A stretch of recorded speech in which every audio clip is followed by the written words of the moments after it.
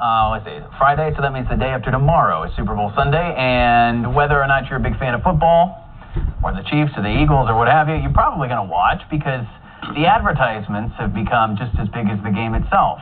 And today on Good Morning Gulf Coast, we're joined by advertising and marketing expert Earl Quenzel, our good friend, who's going to be giving us a rundown of the TV highlights we can expect to see this weekend. And Earl, we've been doing this segment with you for years now, and we always appreciate your insight. Well, it's fun to be here. You're our go-to guy.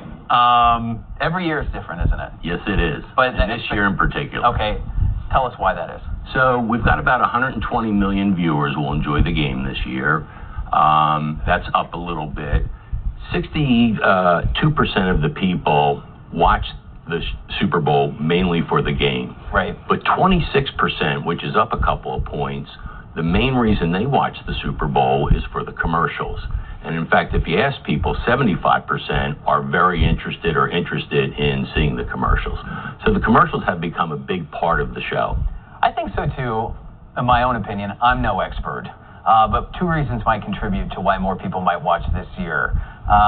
Number one, Chiefs and Eagles, so maybe people will be a little bit more interested in the commercials because it seems like it's the Chiefs all the time. And then number two, it's not a political year. So does that mean that the advertisements are going to look a little bit different? They're going to look a lot different. The business environment has clearly changed. The Super Bowl sold out in November. We've never seen demand like that before.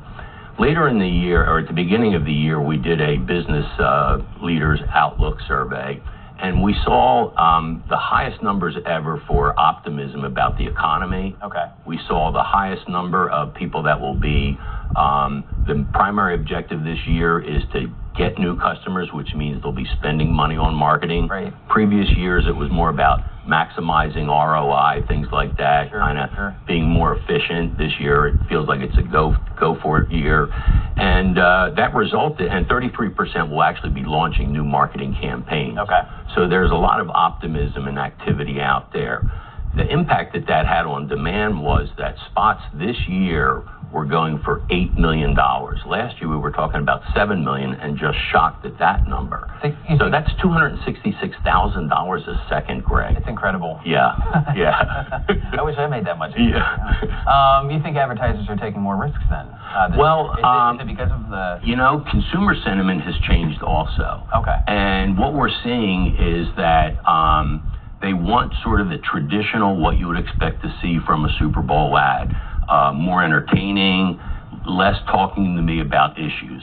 And there are two spots, one from the anti-Semitism group and another spot that focus on issues. They're really good spots, but I'm concerned the money being spent, the audience just isn't receptive to it. So they might be sending the message, but I'm not very sure that it's going to be received well. Let's see if we can get to some of the examples that you provided, some things that have already caught your eye. Food brands, always popular. This particular one, I think Jen drew it up over here. Lay's, the chips. So 12 food brands will be advertising this year. That's a pretty high number. In fact, they're the single biggest category. The Lay's spot is a really charming spot, great deal of appeal. And what it does is it also is informative in that at the end of the spot, it tells you that these are potatoes grown by family, American families on family farms here. So it's informative, it's appealing, it's got great music to it. I think that spot is going to do very well for Lay's. Beverage brand-wise, you submitted the Budweiser preview. Bud, who has taken a pretty big hit in the last year and a half. So last year we were discussing, Bud coming back with the Clydesdales. Unfortunately, the execution of that ad, it was all these faraway shots. This year, and they've only released the preview, which is like 90 seconds, so we'll see what happens when they finally cut it down to the 30 seconds. But the Budweiser spot does feature the Clydesdales. They're prominent in the preview, and it really tells a story about the little guy making it and contributing. So I think that's going to appeal to a lot of people.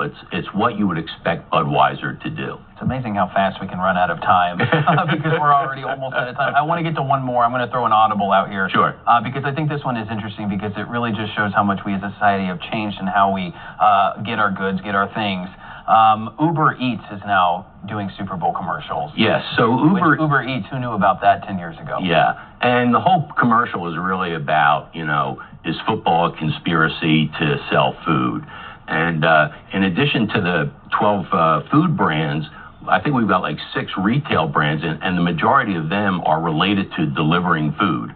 So the commercial might, Matthew might actually be right that it is a conspiracy to sell food. All right. What's cool about when we have you on, Earl, we do this segment, it's always a preview of what to expect for Sunday, but you're coming back on Monday, and then we're going to kind of take a look back, no pun intended, but Monday morning quarterback. There we go. What worked, what didn't? Who got their return? We'll look forward to it. Earl, it's always good to see you, my friend. Thank you, Greg. Always goes by fast. Okay.